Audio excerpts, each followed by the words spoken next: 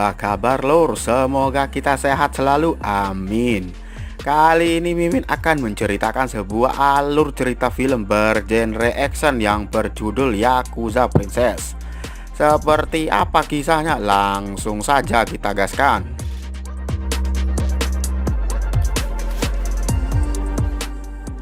Film ini menceritakan tentang cucu seorang Yakuza yang membalas dendam kepada seorang pengkhianat atas kematian ayahnya yang telah terbunuh di saat dia masih kecil. Film yang dirilis tahun 2021 ini dibintangi oleh Masuki yang berperan sebagai Akime, seorang anak yang mewarisi kekuasaan ayahnya sebagai seorang Yakuza. Di awal film terlihat sebuah keluarga yang berfoto bersama. Tiba-tiba terjadi penyerangan oleh sekelompok penjahat. Pembantaian tersebut turut disaksikan oleh seorang anak laki-laki yang tengah bersembunyi di bawah meja. Ia menyaksikan secara langsung pembantaian keluarganya yang sadis. Ia juga melihat adik perempuannya yang bernama Akime dibawa pergi oleh pria bernama Takeshi. 20 tahun kemudian, di rumah sakit di Brazil, terlihat seorang pria yang tengah dirawat dengan luka yang cukup serius bernama Shiro, yang baru saja terbangun dari sadarnya. Shiro kebingungan ketika ia terbangun dan berada di rumah sakit. Seketika Shiro segera melepas infus dan berdiri untuk pergi. Shiro juga mengajar beberapa perawat di sana, tapi para perawat berhasil menangkapnya dan menyuntikkan obat bius kepadanya. Di tempat lain di Brazil, bukan untuk bermain bola, Akime yang sudah dewasa sedang berlatih pedang bambu bersama gurunya yang bernama Chiba. Akime mengalami kesalahan, namun ia tak pernah putus asa dan terus mengasah kemampuannya. Meskipun berbagai kesalahan yang kerap ia lakukan, ia masih bertekad untuk terus berlatih. Akhirnya setelah sekian lama berlatih, Akime juga diberitahu bahwa dirinya dibawa kakeknya saat usianya baru 6 tahun. Akhirnya Chiba menyemangati Akime untuk terus fokus berlatih dan untuk melupakan kesedihannya. Demi mewujudkan keinginan kakeknya untuk menjadikan Akime menjadi seorang samurai yang hebat. Setelah selesai berlatih, Akime berjalan melewati pasar menuju tempat kerjanya. Di tempat lain di Osaka, Jepang, seorang Yakuza yang bernama Takeshi mendapatkan telepon dari anak buahnya. Anak buahnya itu melaporkan jika salah seorang pengkhianat yang bernama Yoshiaki telah melakukan sebuah kesalahan. Takeshi segera menghampiri Yoshiaki dan awalnya dia berniat untuk menghabisi nyawanya.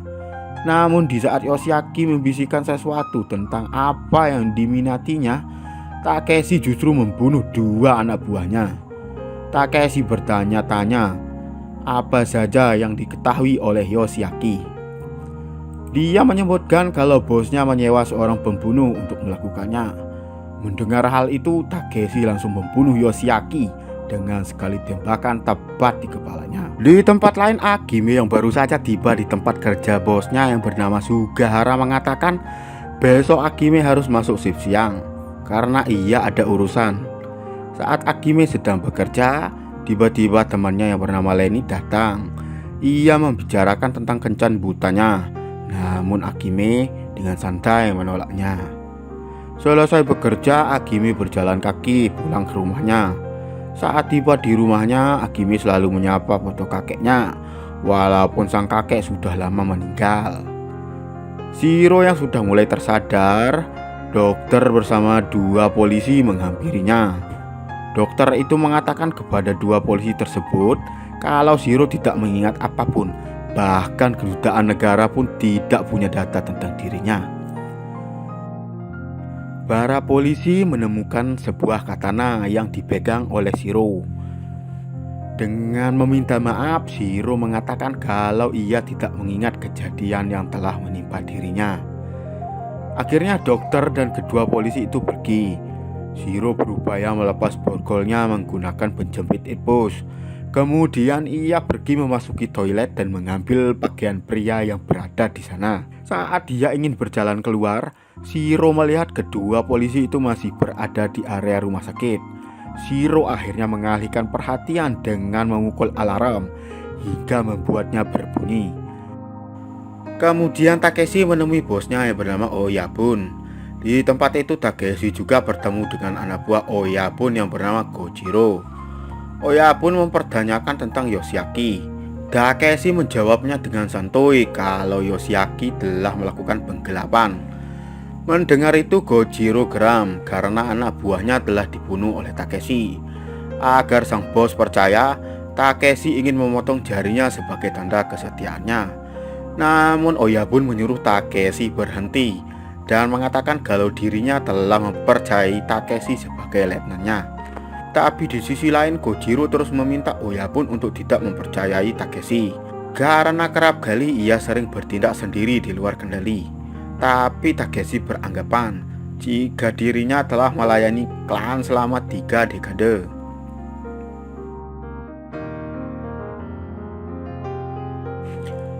Shiro yang sudah berhasil kabur dari rumah sakit melepas beban di wajahnya dan mengeluarkan katana yang dibawanya. Ia terlihat sedang memikirkan sesuatu saat memandang katana tersebut. Sedangkan di sebuah klub malam, Akime bersama Lenny tengah bersenang-senang merayakan ulang tahun Akime. Di saat Akime sedang bernyanyi, tiba-tiba seorang pria bule bernama Chon datang untuk mengganggunya. Seketika Akime menghajar Chon bersama anak buahnya sampai mereka tak berdaya. Namun polisi datang dan menangkap Akime karena telah melakukan perkelahian. Beberapa saat kemudian Chiba datang untuk menjamin kebebasan Akime.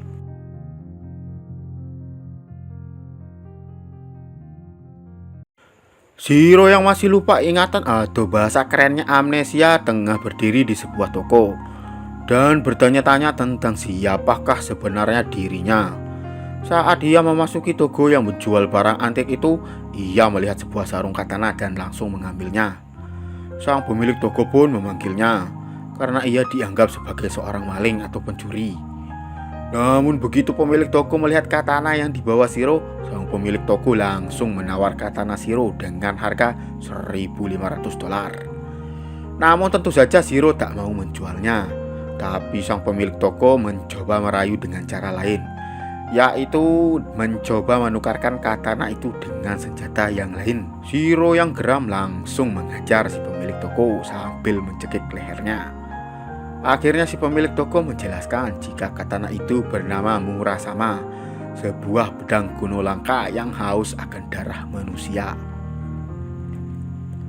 Pemilik toko juga menjelaskan asal-usul pedang kuno tersebut, dan pemilik asli pedang itu adalah seorang Yakuza. Tapi ia tidak tahu nama asli pemilik pedang keramat ini. Ia mengetahui alamat dari sang pemilik pedang dan memberitahukan langsung kepada Shiro. Besok harinya Shiro berangkat menuju alamat si pemilik pedang. Dan ternyata alamat yang dituju itu adalah alamat Akime. Namun saat Shiro ke sana, Shiro tak menemukan Akime di rumahnya.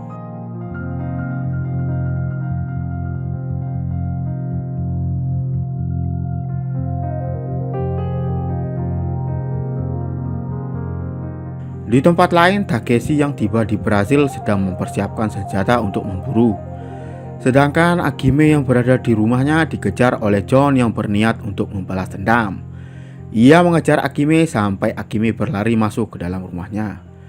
Namun upaya John berhasil membalaskan dendamnya. Ia memukul Akime sampai terlihat tak berdaya. Namun Akime melihat Shiro yang tengah berada di dalam rumahnya. Seketika Shiro membantu Akime dan menghajar John bersama teman-temannya. Sialnya Shiro tertembak tepat di bahunya. Shiro pun tak berdaya dan katana yang dibawanya tergeletak di lantai. Akime langsung mengambil pedang tersebut, kemudian kembali menyerang John dan menebas lengan John sampai putus. Tiba-tiba Takeshi datang dan langsung menembak kelompok John hingga tewas. Melihat Takeshi yang datang, Akime dan Shiro berlari keluar dan mencoba dikejar oleh Takeshi. Dalam keadaan lengah, Shiro langsung menyerang Takeshi menggunakan katana keramat itu, dan pertarungan pun terjadi.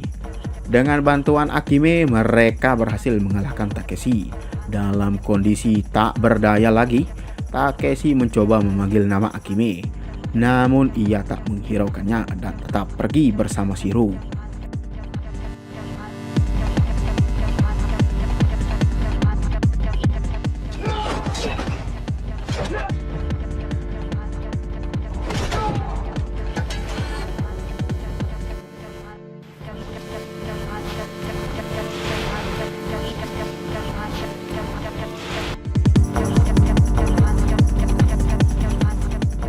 Akime kemudian mengobati Shiro yang terluka dan menanyakan kenapa Shiro bisa berada di dalam rumahnya.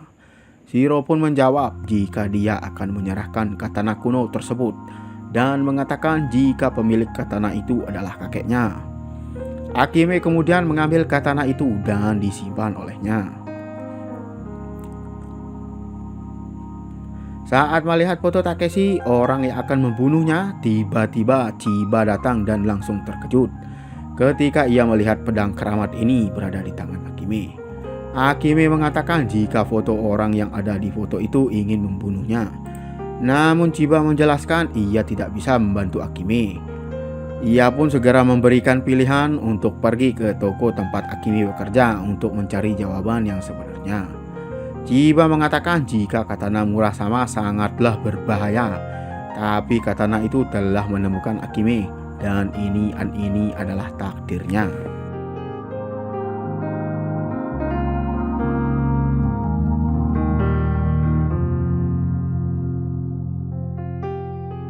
Akime pergi untuk bertemu bosnya ditemani Chiro yang ikut dengannya.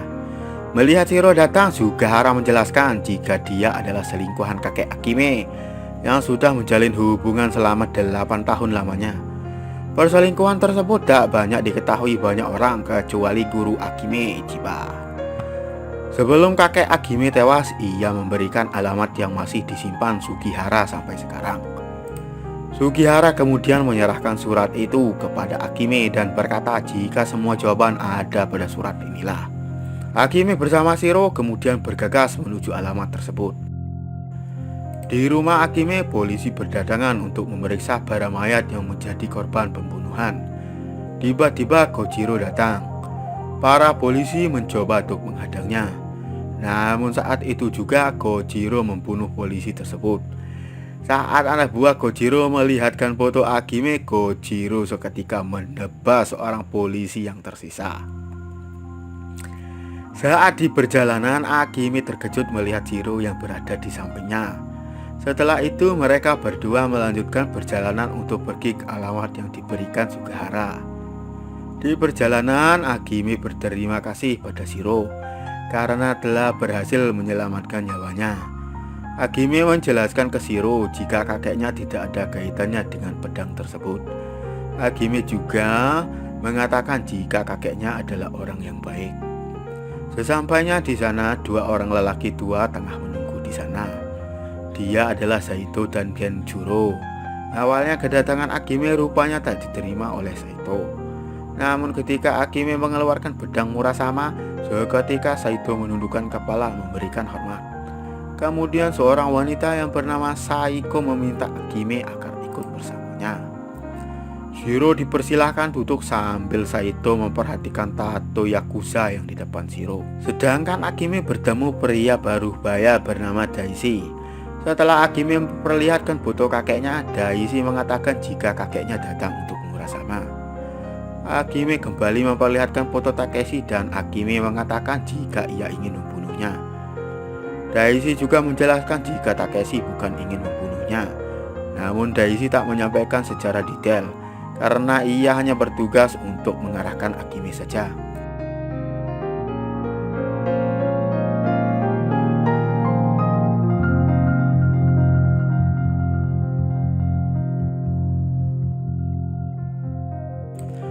Saiko pun kembali meminta Akime untuk mengikutinya.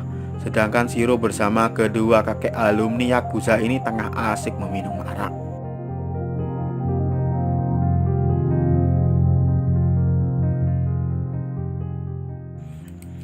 Saiko kemudian membawa Akime ke suatu tempat rahasia yang tak boleh ia ceritakan kepada siapapun. Dan ketika malam tiba, Saiko mengajak Akime untuk beristirahat.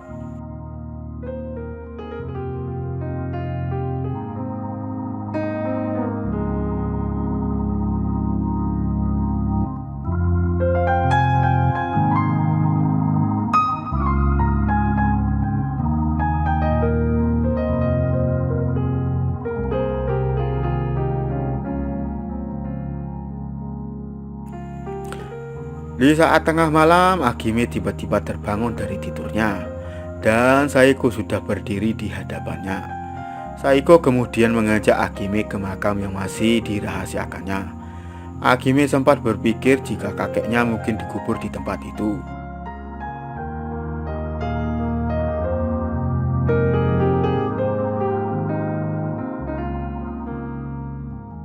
Lalu ia menemukan beberapa bukti pembunuhan dari klan Takigawa.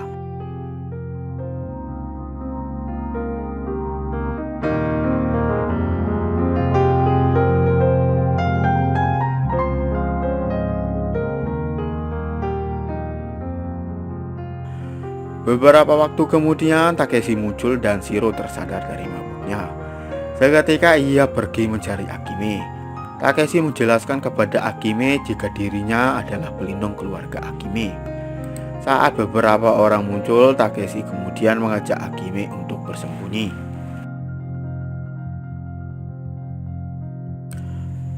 Di tempat lain, Shiro melihat Gonjiro membawa Daishi. Lalu Takeshi dan Akime secara perlahan membunuh anak buah Gonjiro secara diam-diam. Keberadaan mereka akhirnya diketahui saat Takeshi mengeluarkan tembakan.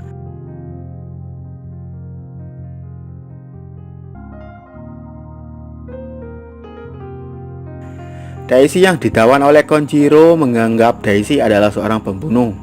Akhirnya ia menebas leher Daishi secara bengis. Sedangkan anak buah Gonjiro terus menembaki anak buah Takeshi dan Akime. Dan akhirnya Shiro datang untuk menyelamatkan mereka berdua. Saat Akime ingin menunggu Shiro di mobil, Takeshi akhirnya mengatakan jika orang yang telah membunuh kakeknya adalah Shiro. Esok paginya mereka beristirahat di pinggir jalan. Sambil Takeshi melanjutkan ceritanya jika Daisuke bukanlah kakeknya. Daisuke adalah orang suruhan Takeshi. Ayah Akime yang asli bernama Akira Akigawa, seorang bos Yakuza paling ditakuti di Osaka, Jepang. Namun ayah Akime dikhianati oleh anak buahnya. Pengkhianatan itu didalangi Oyabun yang sekarang menjadi bos Takeshi. Sebelum pengkhianatan itu terjadi, Takeshi sempat menceritakannya. Namun Akigawa tak mau mempercayainya. Dan pembantaian yang terjadi pada keluarga Akime terjadi saat ia merayakan ulang tahunnya. Oyabun yang licik memang sudah membuat jebakan hingga semua akhirnya dibantai. Mereka kemudian melanjutkan perjalanan ke kota. Takeshi memberitahu Akime untuk siap berperang dan merebut kembali kekuasaan ayahnya. Tiba-tiba Akime menghilang dari samping Takeshi dan ia pergi ke tempat Chiba. Akime tiba di tempat Chiba. Ia kaget karena Chiba telah terbujur kaku dan berlumuran darah. Saat melihat Shiro yang tengah berada di sana, seketika Akime langsung menyerangnya karena Akime beranggapan jika Shiro lah yang melakukannya. Shiro mengatakan jika bukan dirinya lah yang telah membunuh Chiba. Namun Akime tak percaya dan terus menghajar Shiro sampai ia sekarat. Kemudian Takeshi datang dan ingin menembak Shiro, tapi Akime melarangnya karena Shiro pernah menyelamatkan nyawanya. Anak buah Gonjiro datang. Mereka berdua pergi dan membiarkan Shiro yang tengah dalam keadaan sekarat. Mereka berdua berjalan menuju pelabuhan untuk berangkat ke Jepang. Tapi mereka berdua diarahkan ke arah yang salah oleh anak buah Gonjiro. Dan begitu sampai di dalam, anak buah Gonjiro seketika menyerang mereka berdua. Pertarungan yang telah dinanti akhirnya terjadi.